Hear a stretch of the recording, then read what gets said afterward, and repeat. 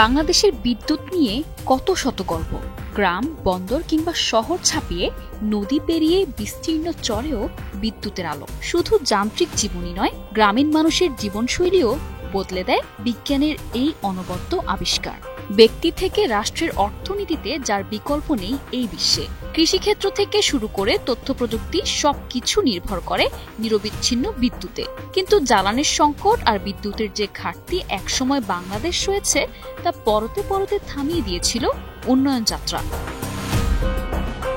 অবশ্য মেঘে মেঘে অনেক বেলা গড়িয়েছে। আগে বাংলাদেশের গ্রামাঞ্চলের মানুষ হিসেব করত দিনে কতক্ষণ বিদ্যুৎ থাকবে, আর এখন মানুষ হিসেব করে বিদ্যুৎ দিনে কতক্ষণ ছিল না। বাংলাদেশে একসময় বিদ্যুতের জন্য নানা মুখাপেক্ষিতা ছিল, এখন সেই মুখাপেক্ষিতা কাটিয়ে স্বাবলম্বী হয়েছে। তবে এই বিদ্যুৎ নিয়ে কারসাজি কম হয়নি। বিশেষ করে গত 16 বছরে ফ্যাসিস্ট শেখ হাসিনার শাসনামলে বিদ্যুতের নামে দেশের মানুষের টাকা লুটেছে কারি কারি। নিজস্ব সক্ষমতা না বাড়িয়ে কুইক রেন্টাল সহ ভাড়া বিদ্যুতে মনোযোগী ছিল। যদিও মূল উদ্দেশ্য ছিল দেশের টাকা লুটের, আবার বন্ধু ভারতের জন্য দেশের টাকা উজাড়ে মন টানত। ভারতকে খুশি রাখতেই যেন সব আয়োজন ছিল শেখ হাসিনার। হাসিনা শাহীর আমলে কার্যত সবকিছুতেই বাংলাদেশকে দিল্লির সিগন্যালের দিকে তাকিয়ে থাকতে হতো। বড় বড় বিদ্যুৎ প্রকল্পের জন্য বিদেশি কোম্পানির করুণার অপেক্ষায় থাকতে হতো।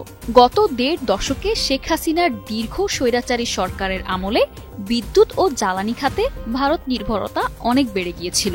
বিদ্যুৎ খাতে হাসিনা ও তার দোসররা লুটেছেন বিপুল অর্থ। বিদ্যুৎ খাত সর্বনাশের মূল হোতাই ছিলেন তারা। বিদ্যুৎ খাতে যেসব উদ্যোগ নেওয়া হয়েছে সবকিছুই করা হয়েছে তাদের লুটপাটের নীতিকে মুখ্য রেখে।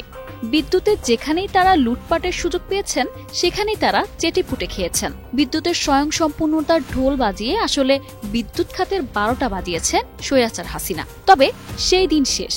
আজ বাংলাদেশের সিদ্ধান্ত বাংলাদেশ নিজেই নিচ্ছে। ভারতের প্রভাবশালী বিদ্যুৎ কোম্পানিগুলো এখন আর বাংলাদেশের বাজার নিয়ন্ত্রণ করতে পারছে না, বরং নিজেদের বাজার ধরে রাখতেই তারা নানা রকম অনুরোধের আশ্রয় নিচ্ছে। বাংলাদেশের সরকার এখন সুস্পষ্ট বার্তা দিচ্ছে, দেশের বিদ্যুৎ খাতে কোনো নির্ভরতা, কোনো আপোষ, কোনো চাপ গ্রহণ করা হবে না। সাম্প্রতিক পরিসংখ্যান বলে ভারতের বিদ্যুৎ রপ্তানির রাজস্বের প্রায় 20% বাংলাদেশ থেকে আসতো, এখন সেটা 7 থেকে 8% এর মধ্যে নেমে এসেছে। কারণ বাংলাদেশ নিজেই নিজের বিদ্যুৎ উৎপাদন করছে। ভারতের সাথে বিদ্যুৎ আমদানির চুক্তির মাধ্যমে বাংলাদেশকে নির্ভরশীল করে রাখার নীতি চালু ছিল দীর্ঘদিন। ত্রিপুরা, পশ্চিমবঙ্গ এবং আসাম থেকে বিদ্যুৎ আমদানি করে ভারত বাংলাদেশের অভ্যন্তরীণ নীতি নির্ধারণে এক ধরনের চাপ প্রয়োগ করত। যখন চাইতো তখন দাম বাড়িয়ে দিত, যখন চাইতো তখন রপ্তানি কমিয়ে দিত। এই নির্ভরতার চক্র ভেঙে ফেলা ছিল বাংলাদেশের জন্য কৌশলগত মুক্তির বড় লড়াই। এবং আজ বাস্তবতা হলো বাংলাদেশ সেই নির্ভরতার শিকল ছিঁড়ে দিয়েছে। চাহিদার তুলনায় যেখানে 2015 সালে এই হার ছিল প্রায় 12 থেকে 15%, এই পরিবর্তন এসেছে নিজেদের উৎপাদন সক্ষমতা বৃদ্ধির মাধ্যমে।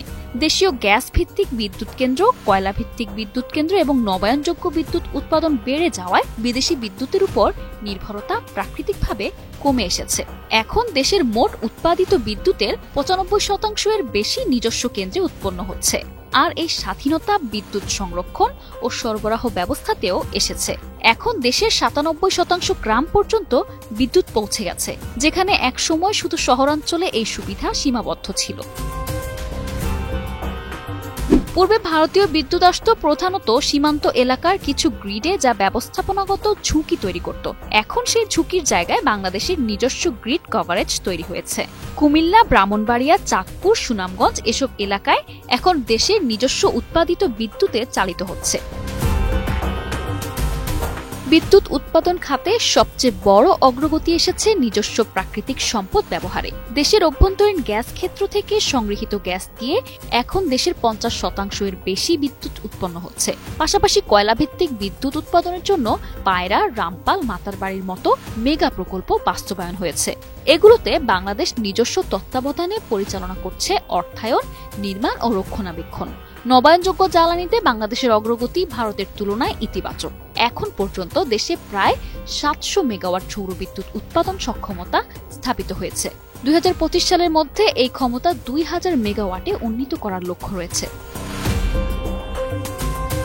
বাংলাদেশ এখন নিজের চাহিদা মেটাচ্ছে, নিজের ভবিষ্যৎ পরিকল্পনা সাজাচ্ছে। বাংলাদেশের বিদ্যুৎ খাত এখন এমন এক জায়গায় পৌঁছেছে যেখান থেকে পেছনে ফেরা আর সম্ভব নয়। এখন লক্ষ্য সামনে এগিয়ে যাওয়া, আরও আত্মনির্ভর হওয়া এবং বিদ্যুৎকে অর্থনৈতিক প্রবৃদ্ধির প্রধান চালিকা শক্তিতে পরিণত করা। নিশা আলম, নিউজ ডেস্ক, 21 টেলিভিশন।